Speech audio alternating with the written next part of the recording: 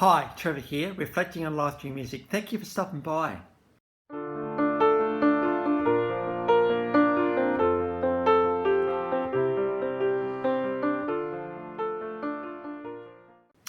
Well, coming again today, you're very, very welcome.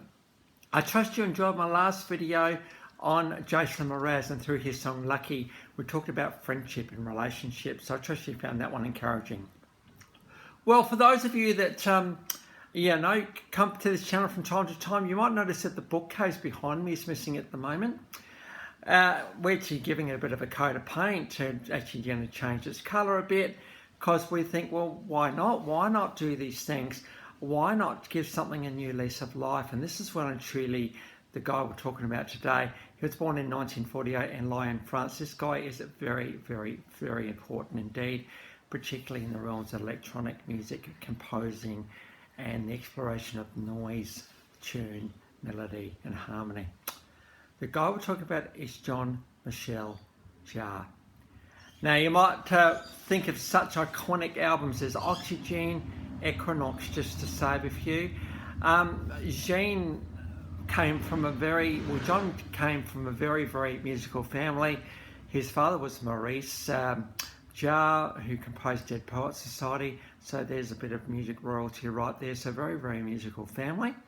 But he struggled with piano in his childhood. He just didn't really kind of get into it, and he would go in and out of it. And it was in his early teens, he discovered rock music, and he was involved in a few bands, actually selling his train set to buy a guitar and a tape recorder. John's also inspired by classical music artists such as Stravinsky. Now, Jean-Michel Jarre, I'll try and get his name right all the way through this video today. I actually thought it was John Michael Jarre, but it's Jean-Michel Jarre. Pioneer in electronic music, ambient sound, and linking tune with sound. He's estimated to have sold 80 million albums. This is for albums that have no singing in them. And so he became a household name, and we'll talk about his first album just a little bit.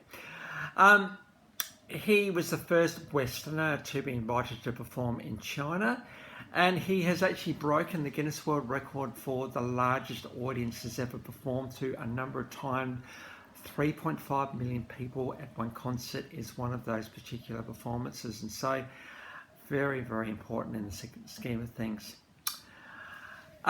He did some songwriting at the start in the early 1970s, and it was a bit of a fortuitous moment where his family went away, his sister wasn't there, and he had this house to himself for 8 weeks. He thought, what am I going to do? Well, I've got all these ideas and all these sort of thoughts about what I could do. Why don't I just record an album? You know, I'm not going to go to the studio to do this, because at the end of the day, a producer's not going to understand what I'm about to do. So he recorded this stuff in his house. Now, back at the start of synthesizers, you know, very much you couldn't get a sound organized and save it. No, you had to get a sound, like it, and then use it. And so this is very much what makes Oxygene, the first album that Jean-Michel produced, so significant. It was very experimental. It was very much on the fly. Sounds just popped up, and when he was able to combine the noise of music, you know, the wind noises, the R noises, all of that stuff with music, we get some pretty amazing textural stuff happening. The story goes that he actually had a drum machine, and he thought, what about if I put 2 buttons down at once? I'll get 2 different drum sounds at once, and he absolutely did that. And, you know, he used that for a big part of Oxygene and some of his albums after that one. Oxygene was huge. It made Jean-Michel a household worldwide name. This album sold 15 million copies. Just get your head around that for a minute. 15 million copies. No vocals, no singing, just electronic music, because he just really captured the world with this album. In fact, we've got a couple of clips and it was just Oxygene 1, 2, 3, 4, 5, 6, how they were called. We've got Oxygene number 2, This is a very, very well-known piece by Michel. It's been used in a few movies. We've got a live version of number 2. Then we also got a live version of number 4. One of the things you'll discover as you watch this guy's performing is how unique and just totally ungenreable this guy absolutely is. To perform to 3.5 million people in one fell swoop, it is a pretty massive task. And you know, when he does perform, because often it's just him on stage, might be a few others helping him perhaps, you know, there's got to be a lot of lighting and special effects to just really, I suppose, provide an all-round Michel Jarre experience. So we've got number 2 and number 4 from the iconic Oxygene album. In 1978, we've got Equinoxe, again, just a single word. Equinoxe number 1, probably my favourite piece by Michel is number 1. I just love the way it starts. I actually had a little bit of a go at sequencing that bit there. I actually had a little bit of a go at doing that myself and just trying to come up with my own little take on it. And performed a couple of times at a couple of spots, and just something really cool about it. Obviously nowhere near as good as this guy, and there's nowhere as many sounds, but you know, bit of strings and a bit of a tune, it kind of worked.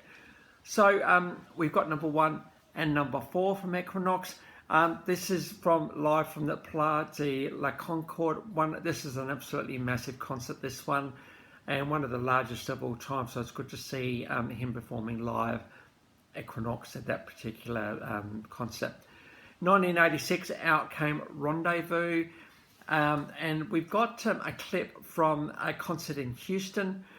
This was a pretty big concert, this one, because it was a bit of an anniversary of NASA. It was around the time that Challenger unfortunately exploded, which kind of rocked the world a bit, so there's a bit of that going on as well. But he's got 2,000 projectors here, 2,000, shining all sorts of images and sequences and lighting on the buildings of Houston. So a very significant concert, that one, to be able to use projectors, sound to create not just an experience but an all-encompassing part of the experience. And this is well and truly what Michel Jarre does. It's an all-round experience. So when you're in your house and you've just got your stereo on, the sound just goes straight through you. It really does. But it doesn't just go through you, it stays there.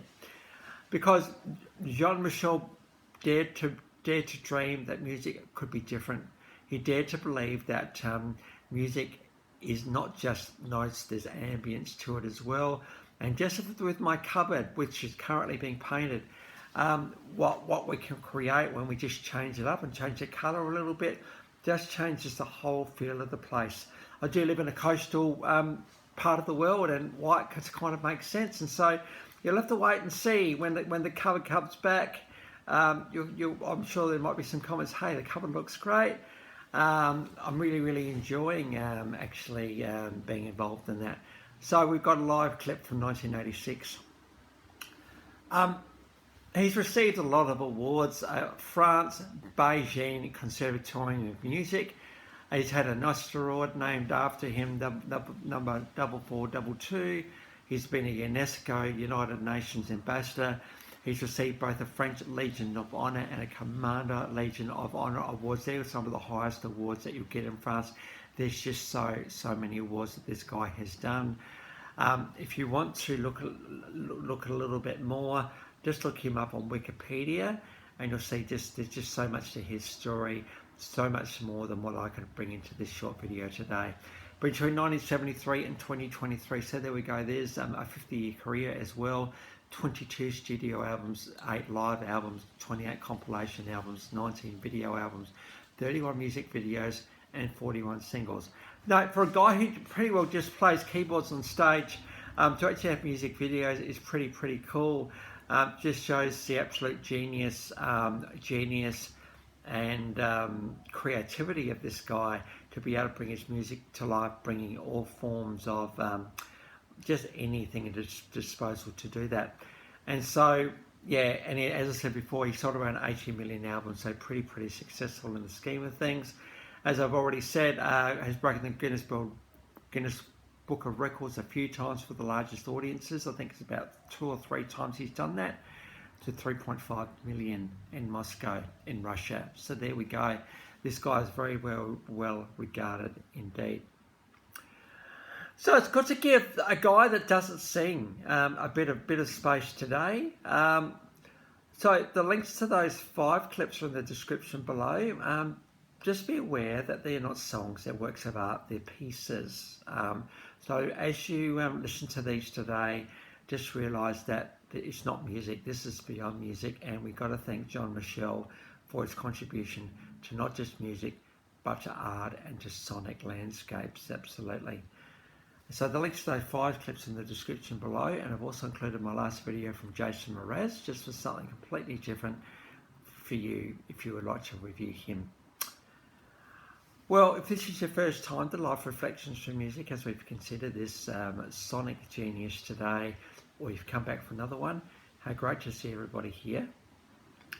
Next time, as we continue on with the J's, we're going to go to Jason Upton. So until then, I'll catch you around. Bye for now.